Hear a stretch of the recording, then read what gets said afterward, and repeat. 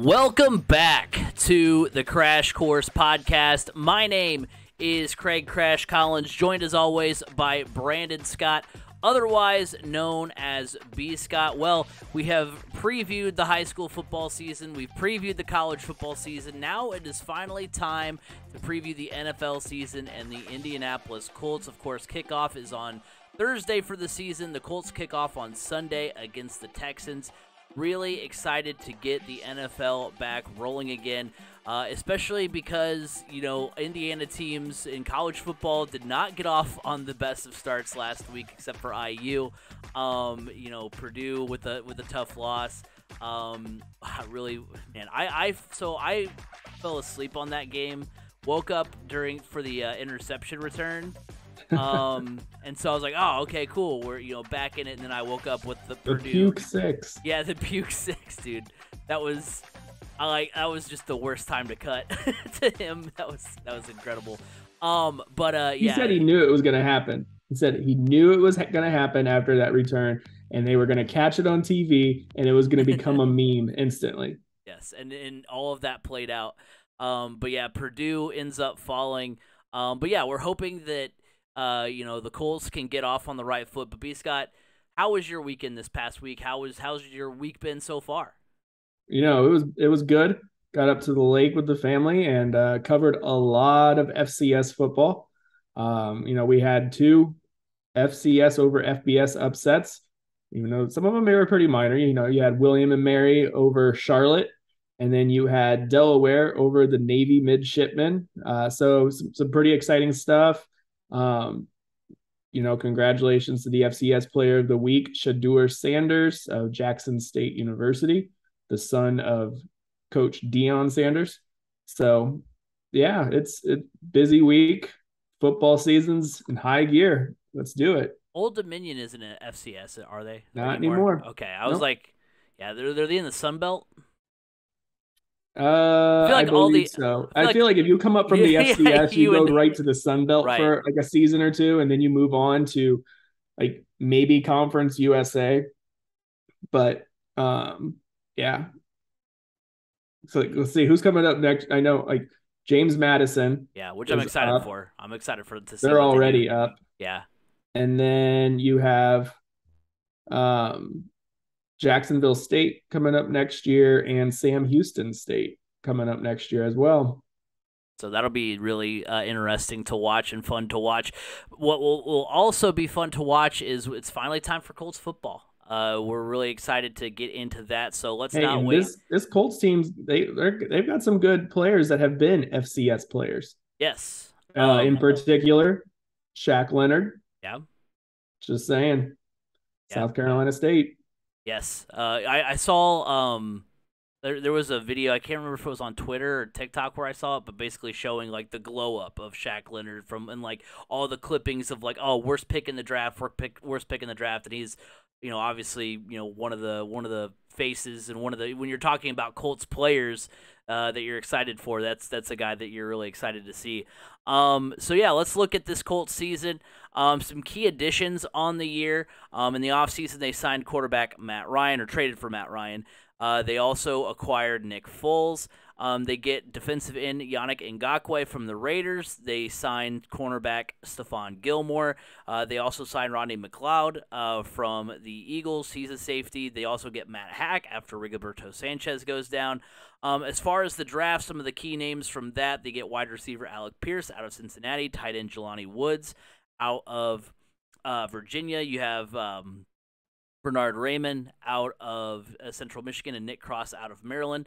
Some key departures, obviously traded away Carson Wentz in the offseason, as well as Not Rock really Hudson. A key departure, more of a don't let the door hit you where the good Lord splits you.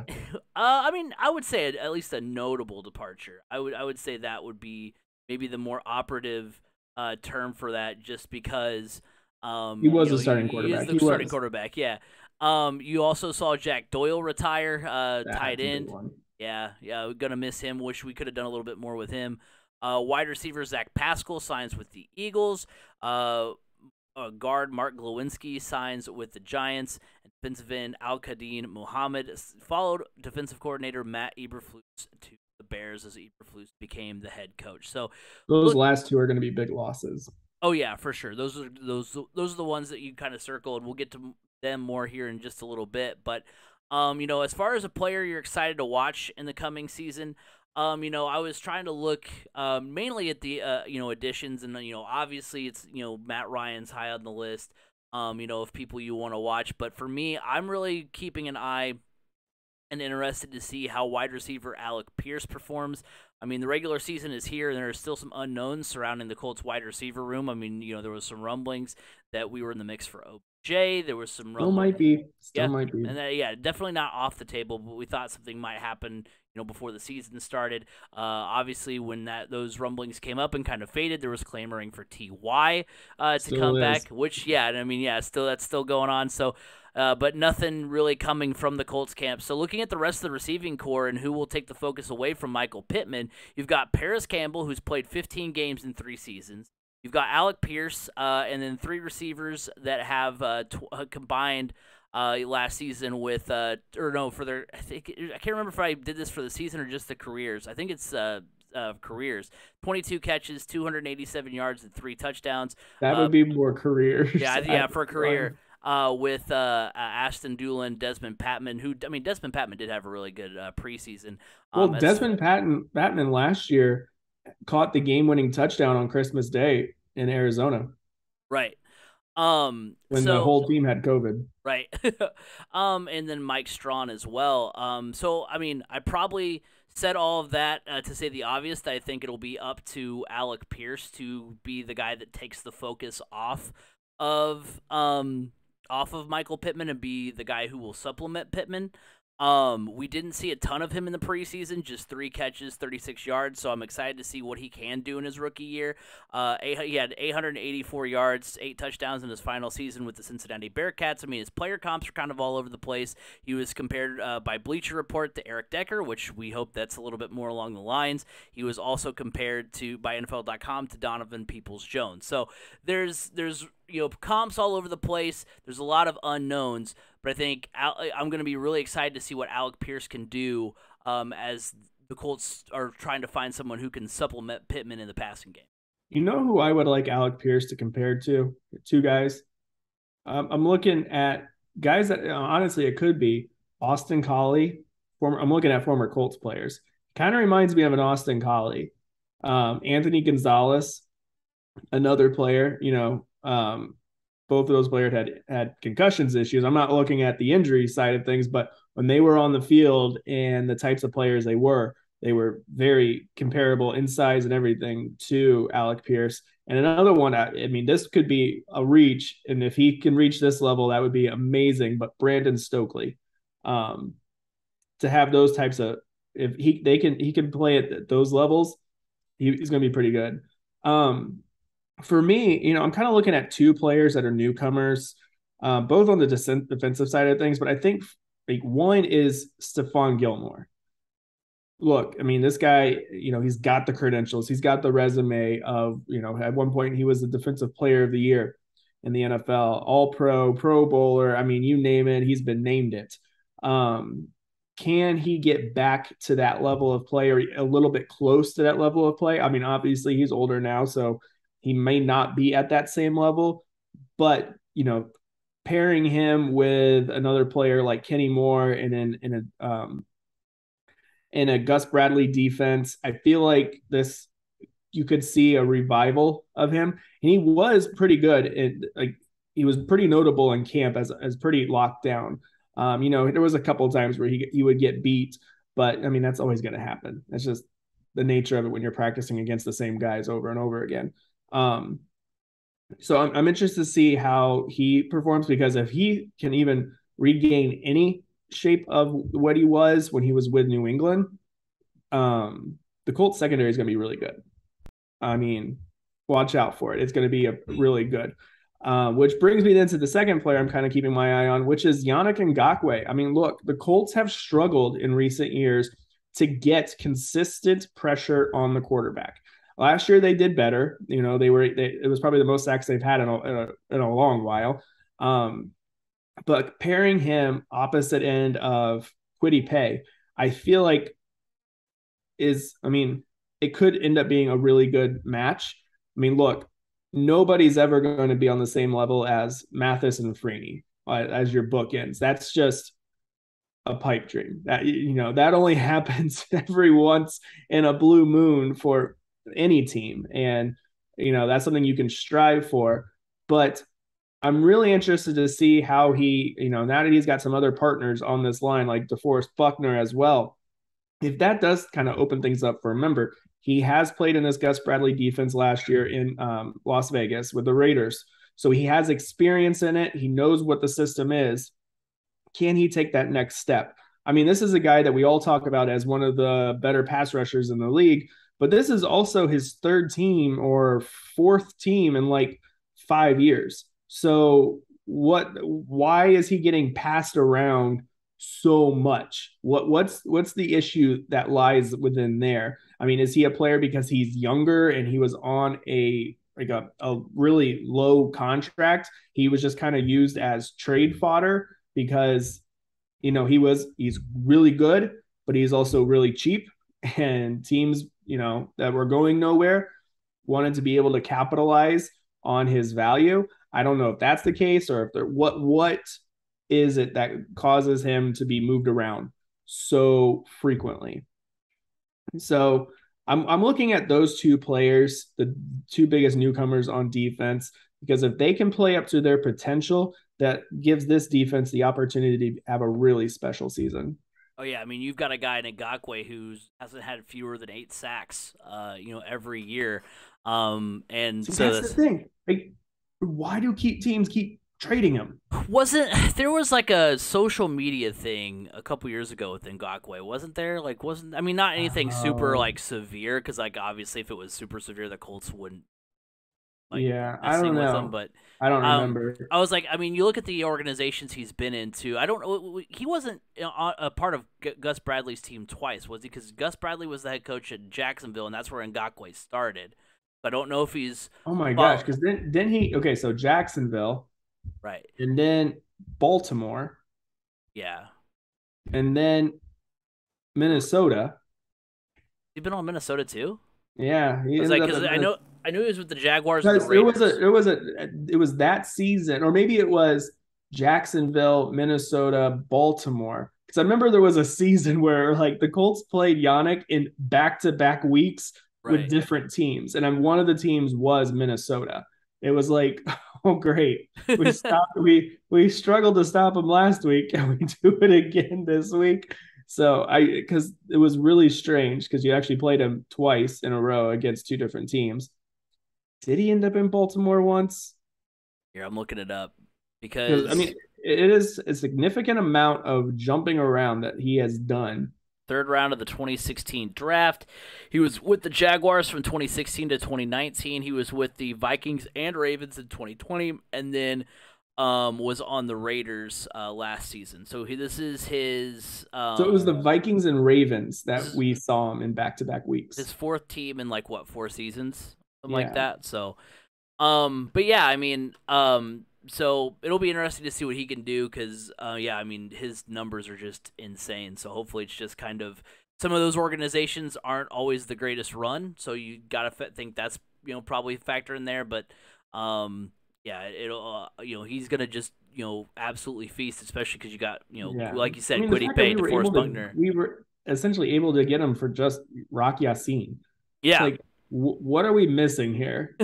What's happening? What's really happening? Why? This is like you said, he hasn't had fewer than 8 sacks in a single season. Right. It's like, don't teams, isn't that something that's valuable to teams? Or is it like Yeah. everybody knows he's going to have a big payday and everybody's like, yeah, I don't want to pay him. I don't want to pay him. We don't want to pay him either. And the Colts are like, screw it. We'll pay him. Yeah, they're like, we'll go ahead and step up and do that. Um, So, speaking of sacks, though, as far as players the Colts will miss the most, we wanted to take a little bit of a focus on that. For me, it's defensive end Al-Qadim Muhammad. I mean, he was second on the team last season in sacks with 6. He was second on the team in tackles for loss with 7. He ended up getting a contract for $8 million over 2 years with the Bears. The Colts couldn't afford to bring him in and make some of the other moves they've made, namely Stephon Gilmore. So logistically, they couldn't keep him. I know, some Couldn't people. afford him for 2 years, 8 million. Well, there's not a whole How lot of much cap room. space are we still sitting on? Well, is it that much? Because I thought that was the reason we couldn't go out and get another Well, so yeah, I guess that's true. I guess that we didn't have a lot of money to sign another big name like a receiver or anything like that, but we probably could have. We still Um, can sign somebody. yeah. So I mean, maybe that's not necessarily true, but I understand why. Maybe they didn't want to keep him. Because even if they were able to re-sign him, you're still talking about Yannick Ngakoue, Kwity Paye. Right. Like you've got a lot already tied up at defensive end, so there are cheaper options and arguably can perform just as good. So I understand that part of it, but I mean, still, whenever you've got a guy who was as productive in terms of getting after the quarterback as DeForest Buckner last season, that's going to be a significant loss. Yeah. Yeah. For me, the production Al Qadim Muhammad put up is going to be missed. But, when you bring in Yannick Ngakoue as a replacement, I mean, you can cover that one up pretty easily. For me, it's Jack Doyle. I mean, that tight end room is pretty barren. Um, when your most experienced wide receiver is Mo Alley Cox, and I don't think Mo Alley Cox is necessarily a number one tight end. So I mean, the production and the blocking skills, just the security blanket that he provided, Jack Doyle is going to be sorely missed. Um, just that ultimate team guy. I mean, you have a very, very young tight end room right now. And tight end is has historically been one of the strongest areas for the Indianapolis Colts. I mean, dating all the way back to, my goodness, Ken Dilger and Marcus Pollard, Yeah. if not back farther. That's as far back as I can remember, and I'm old as dirt. I mean, maybe that's why I can't remember that far back. Getting a It's just little got to catch dusty up there. 22. Uh, so it's going to be interesting to see the Colts how they utilize tight ends now, because I don't know if they have the full faith in their tight ends as much as they have in the past. I mean, they trust Mo Alley Cox. I'll say that. Mo Alley Cox can come up big, but he's just not as reliable, in my opinion. He's more athletic. He's bigger. He's definitely got all the upside, but I just don't feel like he's at the point yet where he's as reliable as Jack Doyle was. On a health standpoint, yeah, he's more reliable, but just all the qualities that Jack Doyle brought to the table, they are going to be sorely missed. For sure. Now we're gonna dust off a new segment. It's going to be And called Dusting It Off. We're going to premiere. premiere one. We're gonna premiere the new segment. It's gonna be called "What Are the Odds?" B Scott, named it right before we started recording here. I do like it very much. And basically, what we're gonna do is we're gonna give you two Colts season totals based on DraftKings projections, and you tell me which bet you're going to take. So, we're gonna go. The first question will be, either you will take Matt Ryan over 25.5 passing touchdowns, which is at plus 100 right now on DraftKings, not an ad. Jonathan Taylor or Jonathan Taylor under 1,450.5 rushing yards, which is minus 120. And the bet I'm taking is Jonathan Taylor under 1,450 yards on the season. I think both bets could hit. I think both Jonathan Taylor could run over 1,450 yards. And I think Matt Ryan, I'm pretty confident in Matt Ryan throwing for over 25.5 passing touchdowns. Since 2010, Matt Ryan has not failed to throw 25-plus touchdowns in back-to-back seasons. He had 20 last season. He has only failed to reach that mark 3 times over that span as well. Of course, we all know about JT's incredible season last year, but as a rookie, he started 13 games, played in 15, missed a game on the COVID list. And during that, so during that time, he had 201 rushing yards, or he had 201 rushes for 1,057 yards in the games that he started. So over 17 games, he would have just had 1,382 yards. So over the last 10 seasons, only one running back has run for over 1,400 yards in back-to-back seasons. That's Derrick Henry in 2019, 2020. So I think both bets are. It's tough to choose between the two bets. But I'm gonna bet that Jonathan Taylor does not get to 1,400 yards. He's gonna have a good season, or at least we hope he's gonna have a good season. But I just don't think it's going to be maybe necessarily the season as good as it could be over 1,400. All right. So look, both of these, the odds aren't great. Like, I'm not gonna make any money on either one of them. You'll make some. But On a if I'm gonna $1 make bet, money, you'll make 89 cents. if I'm gonna put a bet on any of them, I'm putting the bet on Matt Ryan over 25 and a half touchdowns thrown.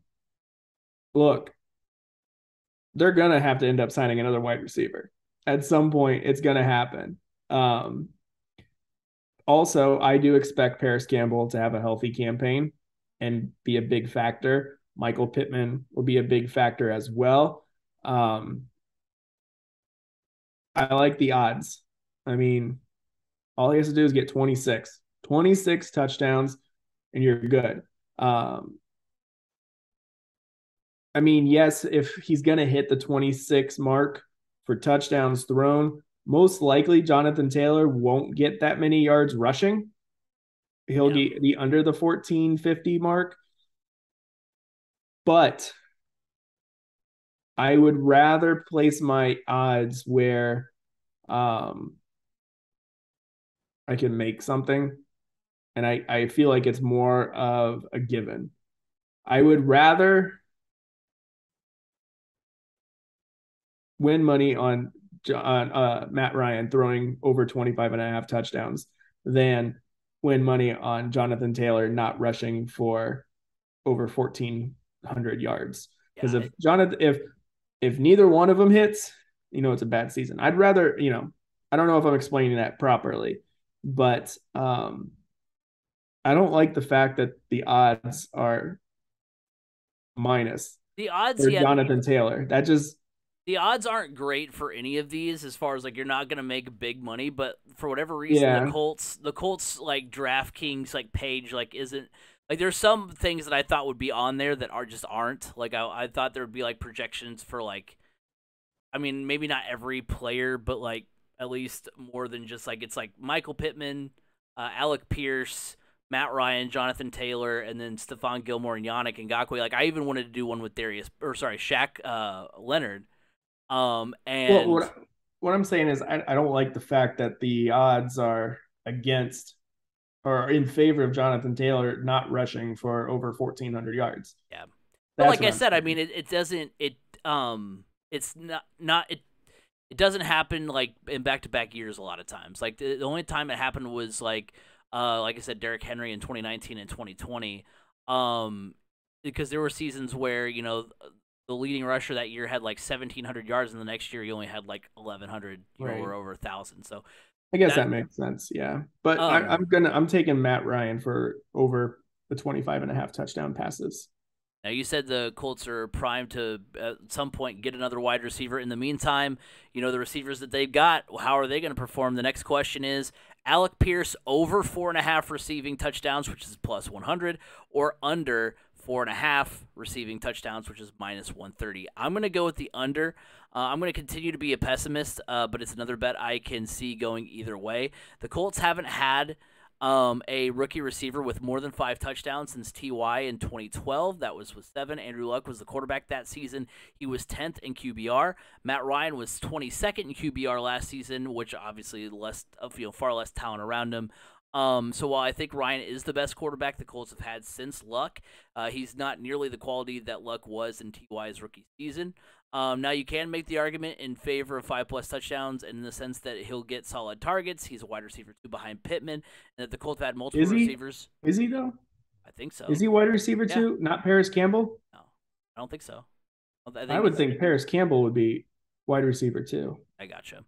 But regardless, and that multiple Colts have had 5 or more touchdowns, in 3 of the last 5 seasons. But I'm still going to stick with the contrarian factor. Yeah, I agree. I'm going with the under on this as well. I mean, 3 or 4 is pretty good because he's still acclimating to the game. We didn't see exactly a lot out of him in the preseason games, but I don't know if that was by design or what. And look, I'm also going off of the factor I believe that Paris Campbell is going to have a healthy season. And if that's the case, that's going to take away some touchdown opportunities for Alec Pierce.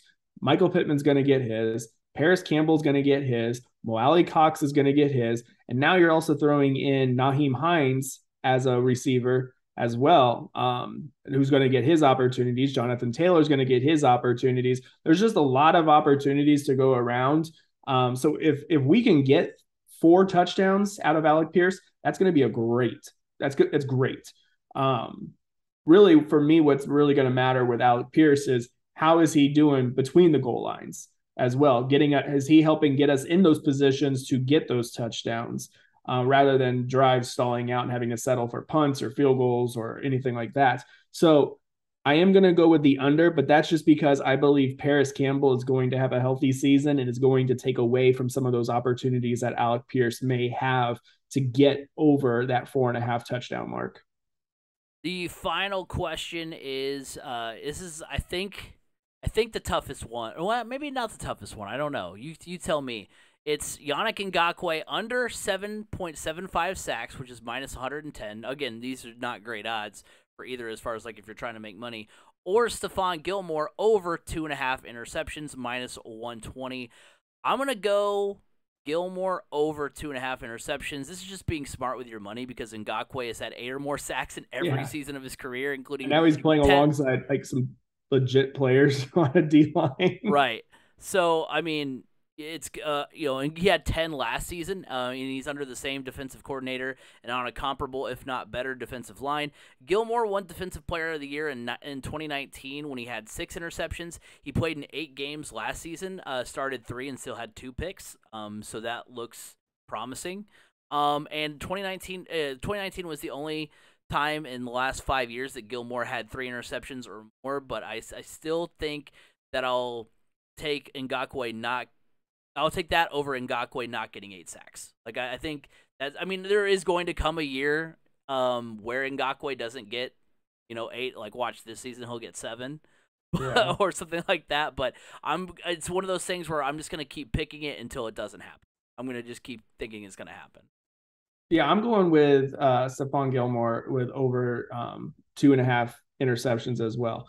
Look, the reason his numbers recently, I feel like, have not been as high on the interception totals, guess what? Sometimes when you are the team's number one corner, quarterbacks aren't throwing your way. I mean, that's just the nature of the beast. Well, now he's in a secondary that's, he's playing alongside Kenny Moore, who's a ball hawk in his own. I mean, so quarterbacks are going to have to choose. Do I target the wide receiver that's paired with Stephon Gilmore or the one that's with Kenny Moore? It's going to be a tough choice. I feel like there's going to be more opportunities for Stephon Gilmore to hit that 3 interception mark. I could see him having more, but I'm going to take the over on the 2.5 for Stephon Gilmore. I just feel like this defense is going to help create more opportunities for him to get those picks. Now, the final thing we want to do here before we move on to the rest of the NFL is we want to do a breakdown of the Colts schedule. We're going to go through and give our predictions. So it all kicks off this Sunday. They're at Houston to start the season. Then the rest of September, they're at Jacksonville before their home opener against the Chiefs. Then in October, they are at home against the Titans. They're on the road against the Denver Broncos. They're at home against the Jaguars, at Tennessee, and then round out October at home against the Commanders. In November, they're at New England. They're at Las Vegas. They're at home against the Eagles. They're at home against the Steelers. And then in December, they're at Dallas before having a bye week. I feel like the Colts have had like a really late in the season bye week, like the last 4 or 5 years. Yeah, It's they been not, have. it's been nice, but it's also been kind of just odd that it's worked out that way. And then they're at Minnesota. They're at home against the Chargers. Then they round out the year at New York, at the New York Giants, and then they are at home against the Texans. So, as far as my record prediction goes, I think, week one, I do think that they shake the cobwebs off, finally get that week one win that's eluded them for so long. They do beat the Houston Texans, but I feel like, as a Colts fan, I'm asking for too much for them to end in the first 2 weeks of the season, their curse in week one and their curse at Jacksonville. So I actually have them losing to Jacksonville in week two. They probably won't. I'm hoping they won't. I guess we could have said the same thing last year as far as, they probably won't. They'll probably be okay. And that obviously was not the case.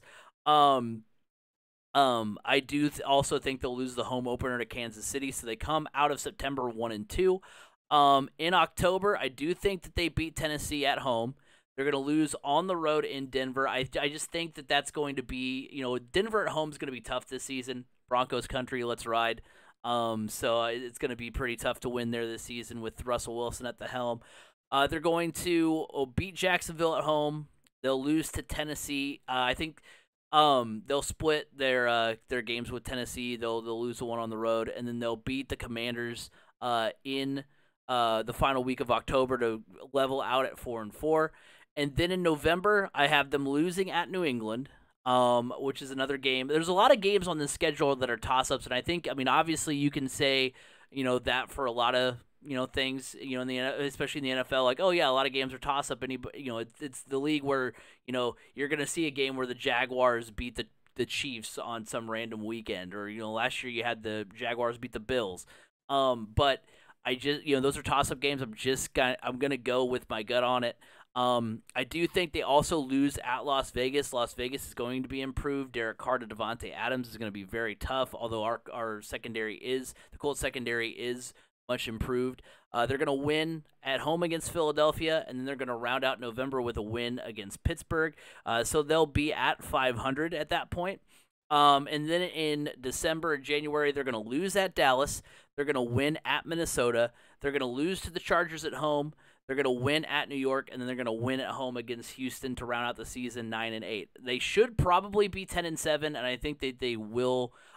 I think I probably should have gone with 10-7, but not sure if not, and because I'm ultimately I think the Colts will win the AFC South, but I'm not sure 9-8 is good enough to win the division. But that's just my thought process as far as how those weeks will go down. Like I said, a lot of toss-up games, but I think the Colts. I have them on my schedule on my list as 9-8, but I think they could be 10-7. So I actually have them going anywhere between 11-6 and 12-5. Let's see if I did my math right. I'm not very good at this. So September, I have the Colts winning at Houston, at Jacksonville, and then losing at home to the Chiefs. Look, the home game to the Chiefs is a toss-up. We know what the recipe is to be able to beat the Chiefs. You have to have a good run game. That's what we have. So that could be. But I do believe the Chiefs are much improved this year. They have better wide receivers now than they've had in a while. Their defense is restocked. They're a good team. So 2-1 exiting September. In October, I have them beating Tennessee at home.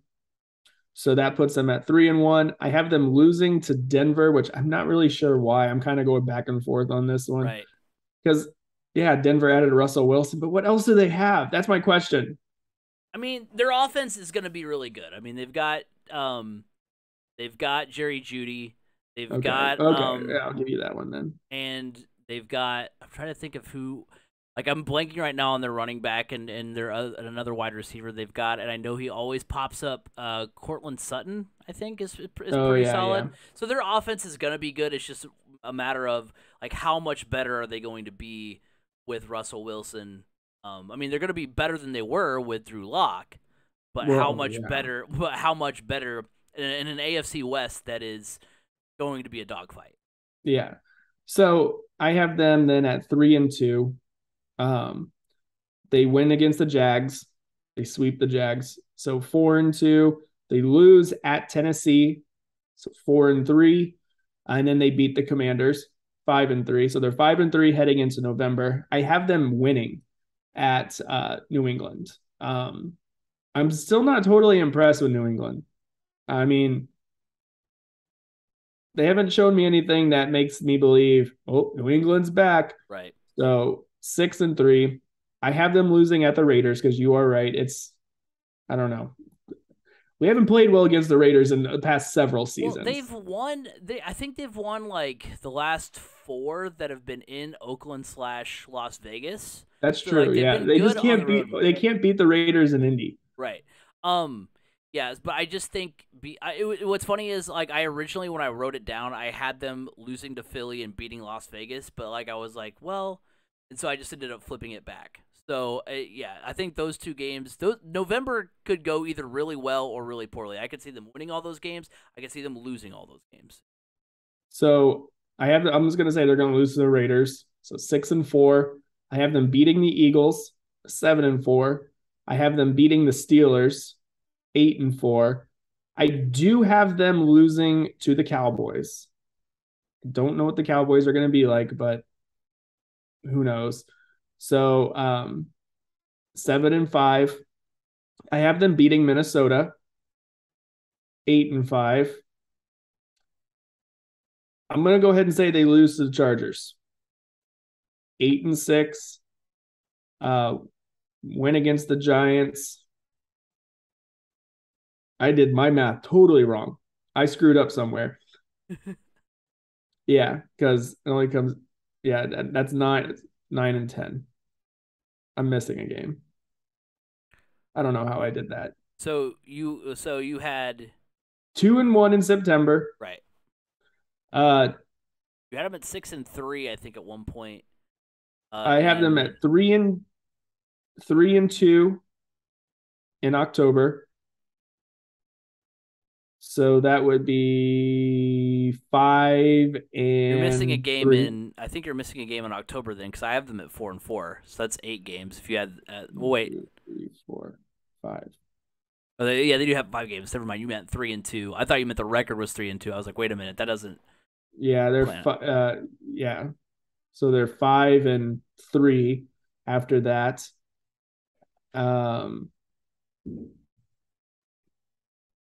8-4 after November.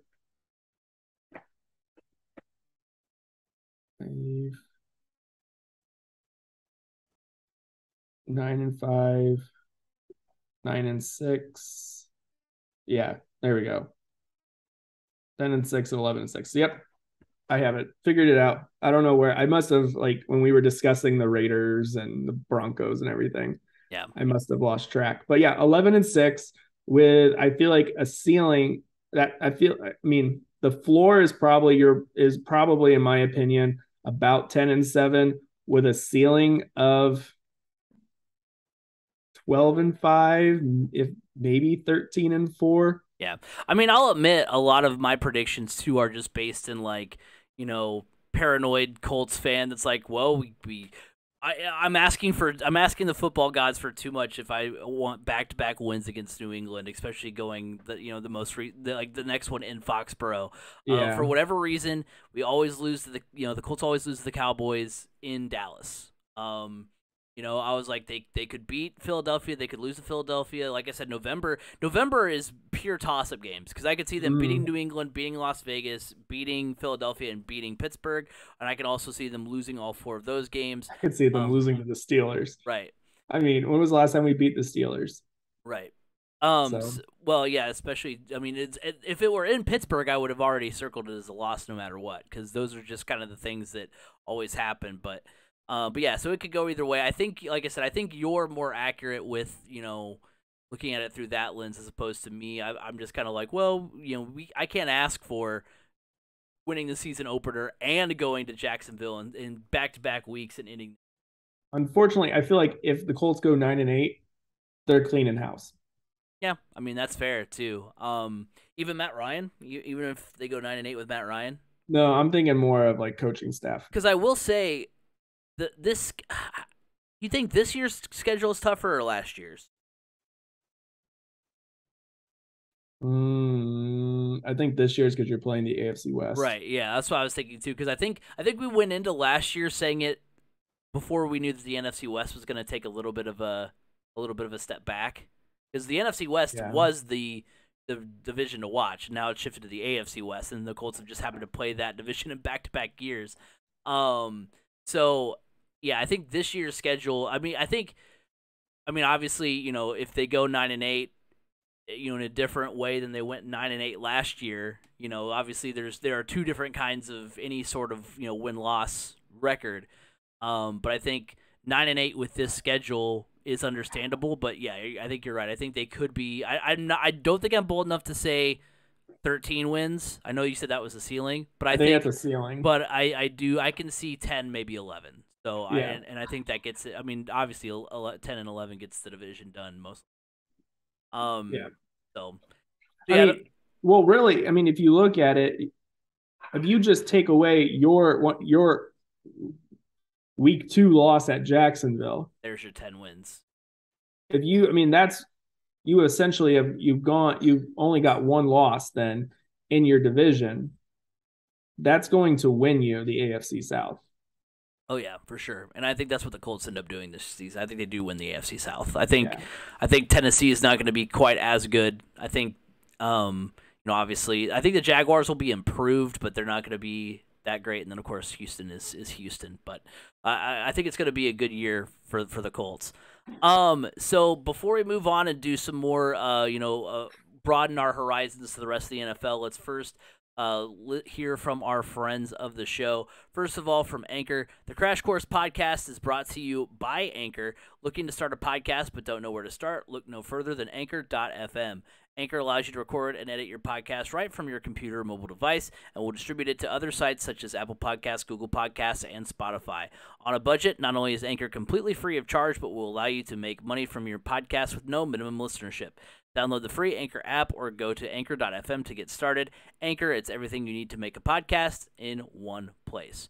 Also, the Crash Course Podcast is brought to you by Eat Lunch and Board Game, heard weekly on Apple Podcasts, Google Podcasts, Spotify. Wherever podcasts can be heard, you can hear the Lunch and Board Game podcast. Board games build bridges. So real quickly here, we're going to give our NFL predictions for division winners, who's going to play in the AFC and NFC championship games, and our Super Bowl predictions. So first of all, we'll go my division winners, and we'll go to you, B. Scott. We'll go back and forth that way. I think we'll lump AFC championship game and Super Bowl together.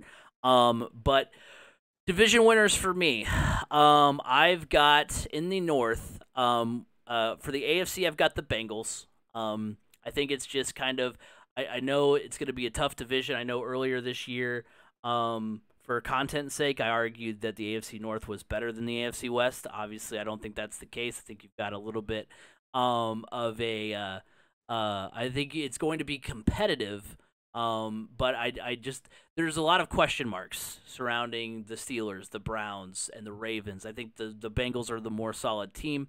Over on the north for the NFC side of things, I wanted to go with someone other than the Packers, but let's be honest, it's going to be the Packers. I really wanted. Who else has done anything? Right, I really wanted. I think the Vikings could give them a run for their money, but I think that's about it. Over on the South, I did say I think the Colts are going to win that division. The Colts win the AFC South. I've got the Tampa Bay Buccaneers winning the NFC South. Over on the East, I've got the Bills. And I'm going with the Eagles. I think the Eagles are going to take a step forward. They're going to win that division. I think they're going to just be a little bit better than they were a year ago. And plus, the Cowboys are going to be good again as well, but I think the Eagles are just going to be a smidge better. And then over on the West side of things, I've got the Chiefs in the AFC, and I've got the Rams in the NFC. So that's who I've got winning the divisions. Yeah, I'm pretty similar. AFC North, it's the Bengals. Their biggest weakness was their offensive line, and they put some work in the offseason to try to shore that up. They knew that was an issue. Look, Joe Burrow's still at quarterback. That offense is still loaded. Defense is still pretty good. It's going to be tough to bounce them from the catbird seat of that division. I also do have the Packers for the NFC North. The Vikings are going to be interesting, especially with the addition of Jalen Reagor that they just recently traded for. So it gives Kirk Cousins another weapon to toss the ball around to. Their offense could be pretty good. I feel like the Packers defense is where it's going to get them. And also, I mean, Packers just seem to be a hot pick every year, at least to make the Super Bowl and all that. I'm not going that far. I don't trust them enough. But Packers in the NFC North. The South, I do have the Colts winning the South. I feel like they get over the hump this year. They have now what it takes to stop the Tennessee Titans and Derrick Henry. I am not going with the Tampa Bay Buccaneers in the NFC South. I am going with the New Orleans Saints. There are too many question marks surrounding the Tampa Bay Buccaneers, in my opinion. How into it is Tom Brady really right now? I just feel like the wheels could fall off and they could be looking for a quarterback midseason. Really? I mean, I don't know. It's just That's something's not right. yeah. Something's not right. Well, it's just the whole situation's odd because you have Tom Brady who retires because he's gonna like finally let Giselle kind of pursue some of the things she wants to pursue. He's gonna take a step back, whatever, and then he's like, "LOL, just kidding, I'm coming back." And I don't know what the situation is there. He He takes like 11, disappears for 11 days, and right? rumors are that Giselle is not happy with him. I can't imagine like she would be. I mean, you're like, hey, you know So, what? I'm gonna let you pursue your career, and actually, I'm just kidding. I'm gonna go back. I miss the boys too much. I want to yeah. go. I want to go hang out with the boys. I'm tired of diaper duty or whatever it is he's got to take care of. And then Um, they had their starting center randomly retire. I mean, it's just too many question marks with that Buccaneers team. I'm sorry, but I feel like the Saints are in a better position. That defense is going to be pretty good. Their offense is coming back around. I feel like Jameis Winston's going to have a comeback, breakout year, whatever you want to call it for him. Um, yeah, I'm going with the Saints in the South for the NFC. In the East, AFC, yep, I'm going with the Bills. It's going to be a tighter race than people think. Don't sleep on the Miami Dolphins. yeah, Do not sleep on the Miami Dolphins. They have loaded up on some talent. Um, they're going to burn people.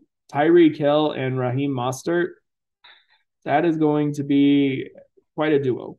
Jalen Uh, Waddle too, speed wise. yeah, they got a lot of speed. So can they keep it together? Can they not pull at Miami Dolphins and, actually have some success without blowing it up midway through? Like, oh gosh, we're too successful. Make some random trade and have us lose by at a late game safety. That's just such a Miami Dolphins thing to do. In the NFC, I am going with the Eagles as well. I don't have enough faith in the Cowboys. Every year it's the Cowboys. It's their year. It's their year. No, it's not. Let's stop. It hasn't been the Cowboys' year since Troy Aikman was at quarterback.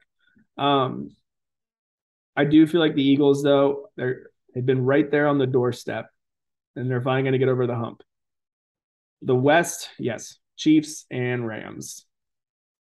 That's an easy pick. Oh yeah, for sure. So as far as AFC NFC championship games, it's I think I feel almost dirty because I'm like, I like to go different. I like to think outside the box. And I think I mean, you look at, especially on the AFC side, I mean, you can make the argument that 13 teams out of 16 are playoff contenders. I mean, including multiple divisions, like all four teams from multiple divisions, like theoretically have a shot. Like I can, the Ravens were last in the AFC North last year. I can tell you why there's a chance they make the playoffs. You have the entire AFC West. We talk about them. There's three teams in the AFC East that could go. So that's going to be really tough. Ultimately, I'm picking some of the same teams that you saw last year in the postseason. My NFC Championship is the Rams over the Buccaneers. just because once I me, I laid out my whole like playoff bracket and then kind of went like who's gonna win this one, who's gonna win that one, and I just if Tom Brady and the Buccaneers, whether it's as a division winner like I have them, or like a non-division winner like you have them, if they make the playoffs, they're going to be a tough out. And I just don't see enough reason to pick another team over them. I mean, theoretically, I think I might have left like the 49ers out, to put the so there's teams that I could see them, if the Buccaneers don't win the division, beating them out, but I just don't know that I have faith in those teams to that like don't have Tom Brady at quarterback, even though he is 45 years old, he's still the greatest of all time. Um so I think the Buccaneers get there. I think the Rams. I have the Rams as the number one seed in the postseason for the NFC, and so I think going through LA, they're gonna get that week one bye. They're gonna get the winner. They're gonna get the lowest seed in the next round, which will probably be like the Eagles or the Cowboys or whoever. They're gonna win that game, and then they're gonna advance to the NFC Championship game. And I do have them beating the Buccaneers. I didn't have, even though Tom Brady is literally in the Super Bowl every other year, I just couldn't bring myself to pick them over the Rams. Especially after the Rams went in there, and for the most part, for at least a good half and final drive, went in there and dominated the Buccaneers last year, until that miraculous comeback that almost was. As far as the AFC goes, again, I feel dirty because I really, you could go Bengals, you could pick an upstart team like the Dolphins, or maybe even throw the Colts in there. Ultimately, I'm going Bills over Chiefs in the AFC Championship game.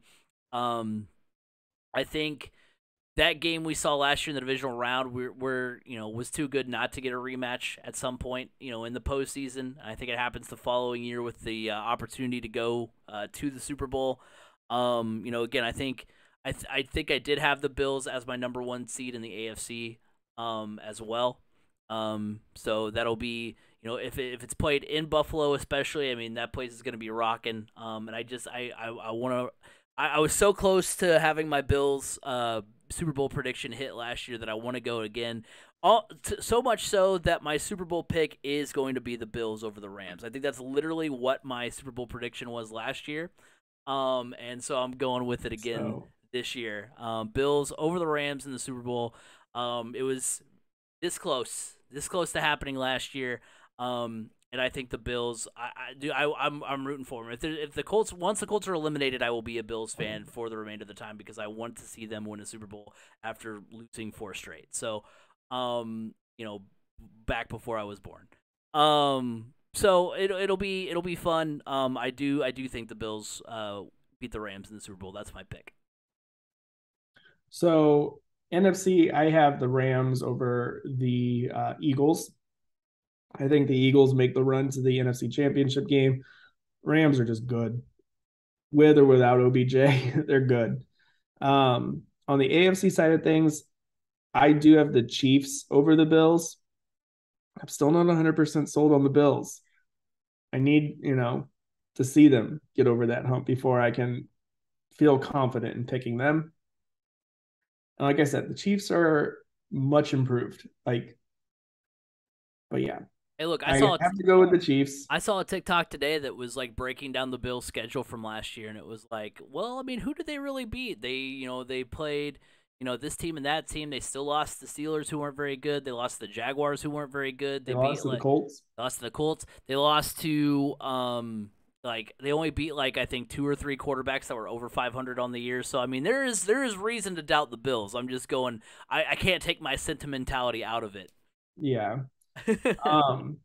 So in the Super Bowl, I have the Chiefs and the Rams. As much as it pains me that Brittany Mahomes, are they married yet? I don't know. And Jackson Mahomes are going to be doing TikTok dances on the sideline of the Super Bowl. Ugh. But I am going to go with the Chiefs to come home with the Super Bowl over the Los Angeles Rams. The Rams are going to be. It'd be a fun game. It'd be a fun game. But I just feel like the Chiefs' defense is a lot better this year, and the wide receivers it's become deeper. So Yeah, I mean, I think Juju Smith-Schuster is going to have a big year. I mean, I know oh that yeah. there's been all the jokes about like, oh, he and Jackson Mahomes can TikTok together now and all that stuff. But I do think like yes, you're what Tyreek Hill brings to the table is going to be missed, but Juju Smith-Schuster is still good. You still have Marquez Valdez-Scantling, who's good. You still have Travis Kelce. You still have all those other weapons that, like the Chiefs' offense is going to be different, but that doesn't necessarily mean it's going to be worse. Yeah. So I have Chiefs over Rams. Well, hey, we both have the Rams in the Super Bowl. It's a matter of whether they'll get beat by the Chiefs or the Bills. So, but yeah, that was our preview for the season. We talked about the Colts. We talked about the rest of the NFL. And so now, after 3 weeks of, or 3 podcasts of previews for football, we can now, get into every single aspect of football now being in full swing. We got the NFL, college, and high school now back. It's an exciting time. And we also want to remind you that you can follow us on Facebook, 3C Media. Go follow us on Twitter at 3C Media Sports. We just announced our 3C Media Players of the Week this week, so go check that out for high school football. Go subscribe to us on the YouTube channel. You guys have been killing it with the support. Really, fantastic. Fantastic news there. I'm very happy to hear that. Thank you guys for all your support. 3C Media on TikTok as well. Go check that out. Over 2K followers. Really, again, excited and happy for the support. And remember that you can listen to us every week on Apple Podcasts, Google Podcasts, Spotify, wherever podcasts can be heard. You can hear the Crash Course Podcast. You can find me at Crash Course FM on Twitter. B. Scott, where can they find you?